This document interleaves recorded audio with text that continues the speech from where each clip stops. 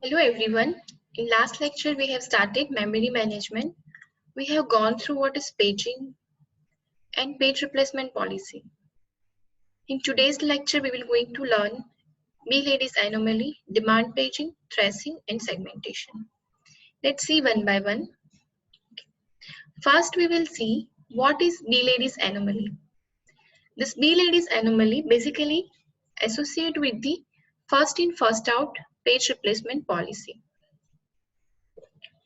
We have this example. This will contain, secondary memory will contain pages P1, P2, P3 and P4, and we are having two frames in main memory. As we know, the partition of second memory is known as a pages and the partition of main memory is known as a frames. If I am having these two frames, so whenever I need any pages, I have to adjust in these two frames. Logically what happened, the page which came first will going to replace with the new page. So if I increase the size of frame from 2 to 3, there should be a less page fault or page miss occur. Actually, this is going to happen, but in case of first in first out page replacement policy, this is not going to happen. If I increase the frame size, the page fault will going to increase. So this is the problem. This is known as a B-Ladies anomalies in FIFO. Let's understand through this example. I have taken this page reference string and I'm having number of frame 3.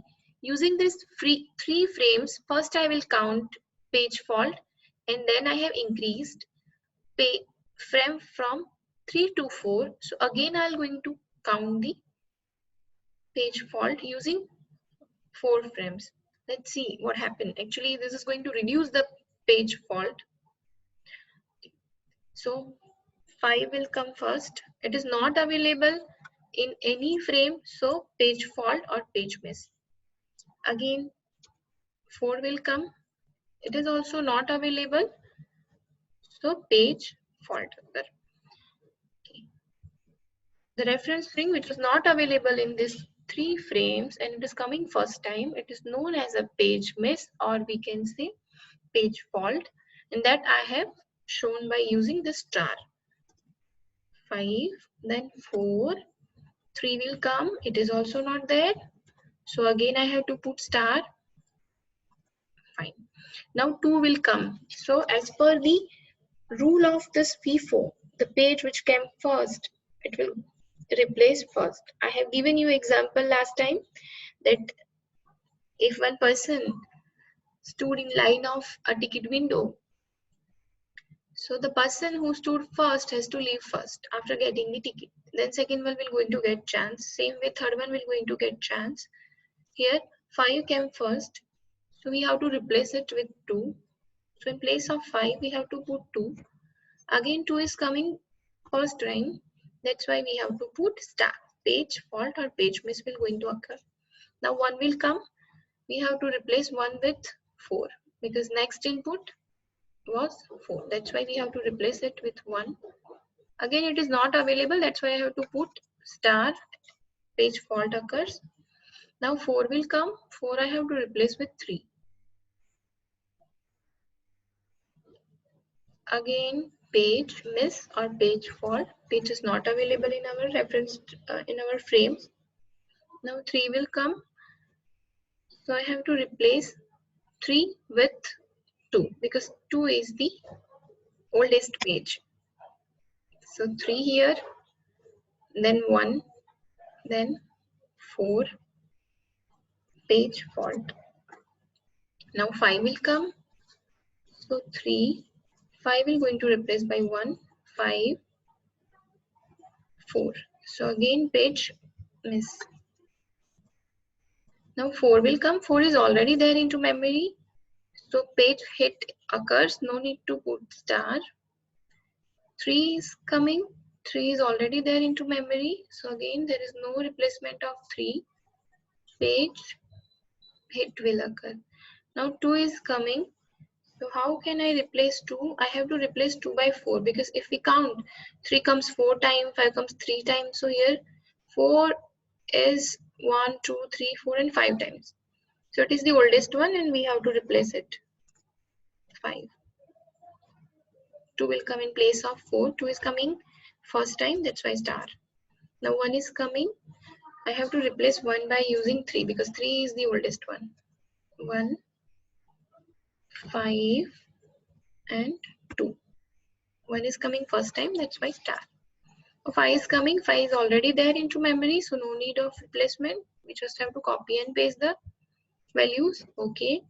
Now from star we have to count page fault or page miss. 1, 2, 3, 4, 5, 6, 7, 8, 9 and 10. Here we have 10 page fault or page miss and 3 page hit. Now let's count this example again. By increasing the number of frame, I have increased this one frame F4. First I am putting 5. 5 is coming first time, that's why page fault star. Now I'm putting 4. 4 is coming first time, that's why I have to put star. Now 3 is coming, 5, 4 and 3. 3 is coming first time, that's why I have to put star. Now 2 is coming, 5, 4, 3 and 2 I have to put, and again page fault or page miss. Now 1 is coming, I have to replace 1 with 5 because 5 is the oldest one. We have kept 5 first. So as per the rule of FIFO, first in first out, I will replace first. 5 is going to replace by 1. Remaining I have to keep as it is. 1 is coming first time, so page fault. Now 4 is already there, so no need of replacement. We have to keep everything as it is and page hit will occur. 3 is coming, 3 is already there, so again there is no need of replacement. You just have to copy and paste, page hit will occur. Now 5 is coming, 5 I have to replace with 4 because 4 is the oldest page.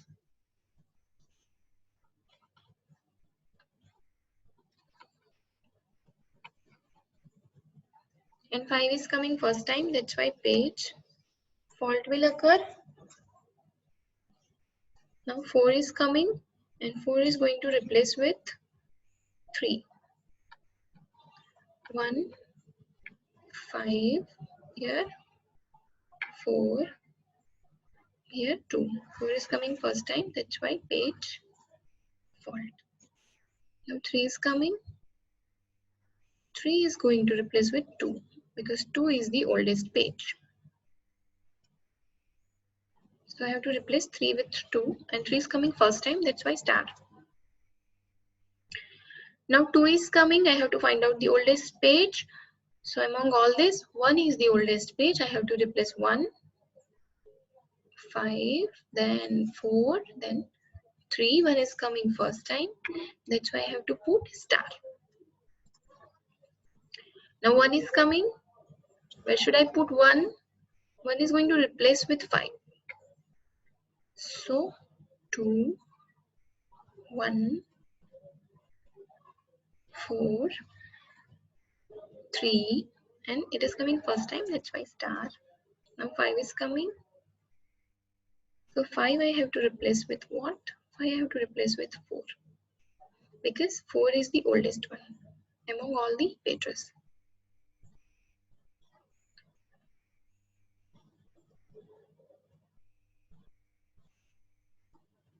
Page fault will occur, so I have to put star.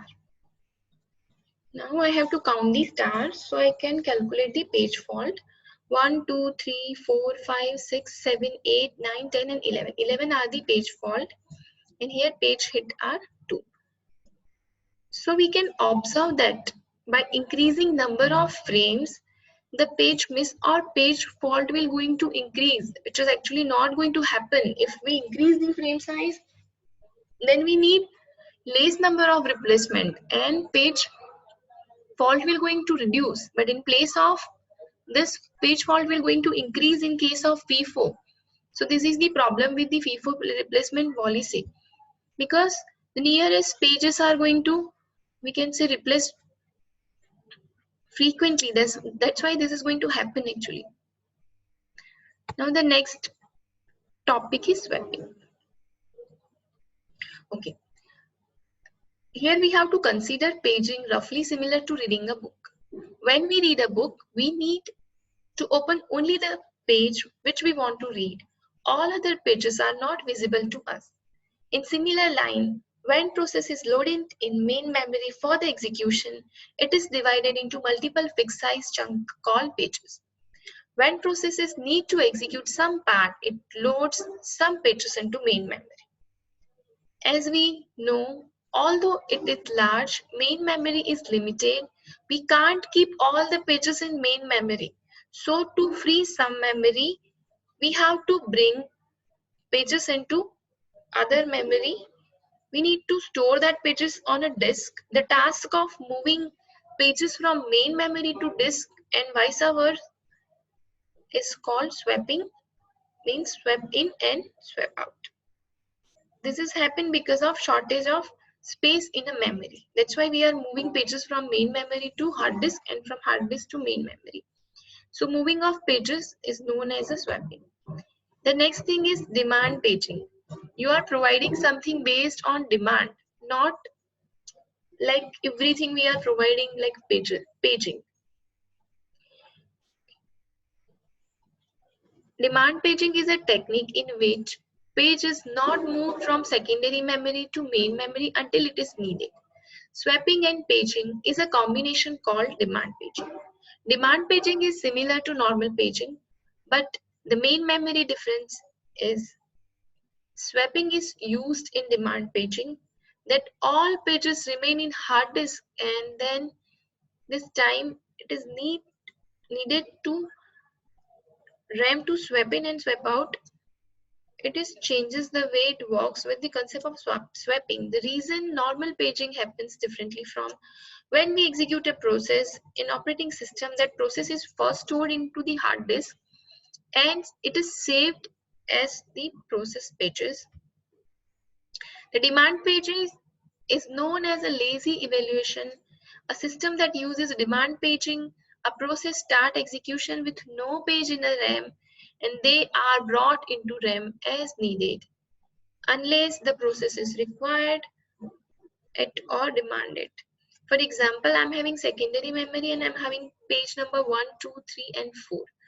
And if my page number 4 is required, then I have to put this page number 4 from secondary memory to main memory. And if page number 1 has completed its execution, then I have to transfer this page number 1 from main memory to secondary memory. For example, I'm having program to estimate the cost for decorating or doing interior of particular house. So interior cost is based on the size of this house. But if the size part will going to store in particular, we can say page 4 and I need that page, then I have to call that page on demand for calculating the cost.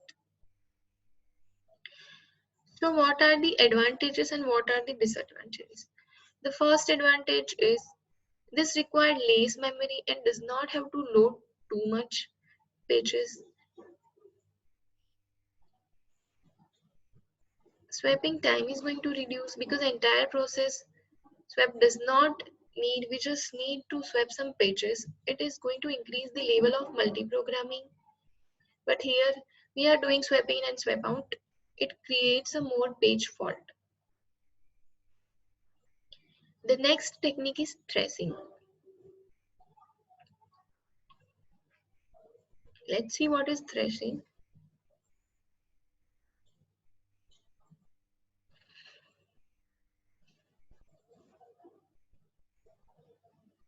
Okay. If it happens that your system has to swap the pages at such higher rate, that major chunk of CPU time is spent in swapping this, then this state is known as a thrashing. If we are doing too much swapping, then this is known as a thrashing because CPU is not going to utilize its time. The CPU time will going to waste in swapping and swap out processes. So such kind of thing is known as a thrashing. So we will going to reduce the productive work and more time will going to waste in swapping. Tracing can be done by global page replacement, any local page replacement. Global page replacement will going to replace page from anywhere, from any processes of the memory. It doesn't check whether it belongs or not belongs. Local page replacement is going to divide memory into fixed size partition, and they are going to replace the pages from that particular region only. Now, what we have to do, we will feel that if we want to utilize the CPU, in that case we have to increase the degree of multi-programming. If we are adding more number of programs, then we can say that the CPU utilization will going to increase. For example, suppose I am having 10 processes and 1000 frames, and I'm going to divide this 10 processes, then one process will going to get 100 frames because I'm having 1000 frames. If I'll increase from 10 to 20 process, then every process will get 50 frames. So up till now we can say that we are having more number of space into that particular frame because we are having only 20 processes and the frames are 50. So degree of CPU utilization will going to increase. But now what we are going to do, we are adding more number of multi-programming, we are adding more number of processes. If I'm dividing this processes into 50 processes, then every process will going to get 20 frames. Again, I'm increasing number of processes. I'm having 100 processes. It means now I'm having only 10 frames. Only 10 pages at a time will come into the frames. Other pages has to do swap in and swap out. So this is going to waste the time of CPU utilization because the swap in and swap out will going to take lots of time, and this is called thrashing. We can see here at some point the thrashing will going to start when we are increasing the degree of multi-programming and CPU utilization will going to reduce. Now what is the solution? Solution of this problem is working set window. It uses delta for the time. Active pages will come into the working set windows, and the pages which are not going to use longer, that is going to drop out from the window. For example, if I have two Firefox windows on which one I'm working with one and the other one will going to remain ideal, so that used one will going to store into the working set window, and the other which is not going to use, that will be drop out from the working window. I have taken one page reference string and I have decided some particular time.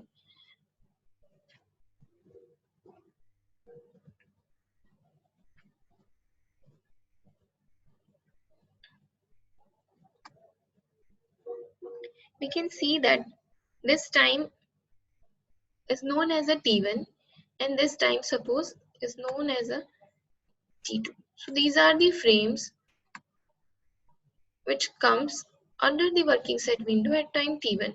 So the frames pages are, string pages are 2, 6, 1, 5 and 7. Total 5 frames are required, and at a time T2 only 2 pages 3 and 4. So we need 2 frames 3 and 4. Now suppose I'm having 100 frame size and working set window for all the processes at time T1 is 130, then I will allow only 100 processes at a time. Remaining 30 processes I'm going to suspend. And if I'm going to count the number of frames required at time T2, here there is only 2 frames I required. So suppose at time T2 I need only 70 frames from the 100 frames. The remaining 30 I will utilize for that particular suspended processes, and I'm going to resume that suspended processes at time T2. So all the processes will going to get the chance of execution, and we are going to reduce the thrashing. Next topic is segmentation. Segmentation is a bit different from the pages. In paging, what we are doing in paging, memory is divided into fixed size pages. But in segmentation, the memory is divided into variable size pages. We are using segment table which contains the base address and the length of segment. See here, segmentation generally give importance to user's point of view, while paging gives importance to operating system's point of view. Suppose as a user, I create one program and I'm having different functions, main function, then addition function, subtraction function, multiplication function, division function, and if the size is of fixed, and some of the line of addition function will going to run for this run in and goes into the CPU from the main memory, but it is not a full function. Some of the lines are cutted because of fixed size of pages, then it is going to get problem. But if I am having segments which is of variable size, and I'll send the whole addition function for running that particular process into CPU, then it will going to execute very well. Now this is containing base address and the limit address. Base address is the address of that particular segment, resides into the memory. We can see here the segment 0 will start from address 500 and its size is up to 600. So at 1100 segment 0 will going to finish. Now we are having segment number 1 that is going to start at address 2500 and it is of 800 bit size. So from 2500 to 3300 the segment 1 will going to execute. Now at 1500 segment 3 will going to start and it is having 400 bit size. So at 1900 segment 2 will going to stop.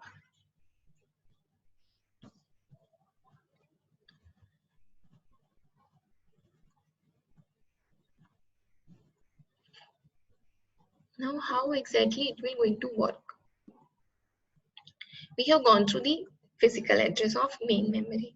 Now CPU generates logical address which contains segment number and offset. Okay, how it will going to work? See here. Suppose I'm talking about the segment number 1 and we know that segment number 1 resides at the base address 2500 and its size is up to 800. So here segment number 1, its size is 800, limit is 800 and its address is 2500. Here it contains S and D. S is the segment number 1 I need and D is a logical address or offset we can say. So logical address consists of S and D. S is a segment number, D is an offset, a size which is of 400. Now I have to check that D is less than limit. My limit is 800. Yes, if it is, then what I have to do, I have to add this 400 into base address. My base address of segment 1 was 2500 that we can see here, and from this 2500 I have to add 400. So at 2900 this will going to work up to 2900. I have to read this segment 1 up to 2900. So I have to check whatever I required that is not going to be greater than the size or the limit of that particular segment. If I'm going to write here 1400, then it is not going to work. It will show me error. We have to show the trap message or the error message. Now, what are the advantages of segmentation? No internal fragmentation problem like paging. Average segment size is larger than the actual page size. Less overhead. It is easy to relocate the segment, then entire address space. The segment table is of lesser size as compared to the page table in paging. What are the disadvantages? It is having external fragmentation. It is difficult to allocate the continuous memory to variable size partition and it is a bit costly. Thank you. Ending of today's lecture.